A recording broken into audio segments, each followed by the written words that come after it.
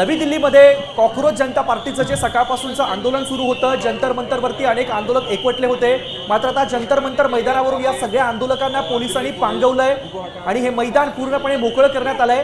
हा सगळा मोर्चा आणि हे सगळे विद्यार्थी आता संसद भवनाकडे आता निघालेले आहेत. हा मोर्चा जवळजवळ तिकडे पोहोचला होता आणि त्या परिसरातली ही सगळी दृश्य तुम्ही साम टीव्हीच्या माध्यमातून पाहू शकताय. शामल, खरं तर जंतर मंतर रिकामं करणं पोलिसांना याकरता सोपं गेलेलं असू शकतं सुमित, कारण सगळेच विद्यार्थी हे सध्या संसद भवनाच्या दिशेने गेलेले आहेत आणि त्या ठिकाणी ही सगळी गर्दी गेली आहे. त्यामुळे सध्या मैदानावर कोणी नाहीये आणि त्यामुळेच प्रशासनाला जंतर मंतरचं मैदान मोकळं करणं सोपं गेलेलं असू शकतं. सध्या ही सगळी गर्दी संसद भवन गिरीश, आपण पाहिलं तर सध्या ज्या पद्धतीने हे या ठिकाणी पुन्हा एकदा लाठीचार्ज करण्यात आलाय पोलिसांकडून. ज्या आंदोलकांना या ठिकाणाहून पिटाळून लावण्यासाठी लाठीचार्ज करण्यात आल्याचं दृश्य या ठिकाणी आपल्याला पाहायला मिळतंय. ज्या पद्धतीने थोड्याच वेळापूर्वी ज्या अत्यंत निर्दयी पद्धतीने पोलिसांकडून याच आंदोलकांवरती लाठीचार्ज करण्यात आला होता, अश्रुधुराच्या नळकांड्या फोडण्यात आल्या होत्या. पुन्हा एकदा आता जे आंदोलक आहेत ते संसद भवनच्या दिशेने निघालेले आहे. याच आंदोलकांना आता पुन्हा एकदा पिटाळून लावण्यासाठी पोलिसांकडून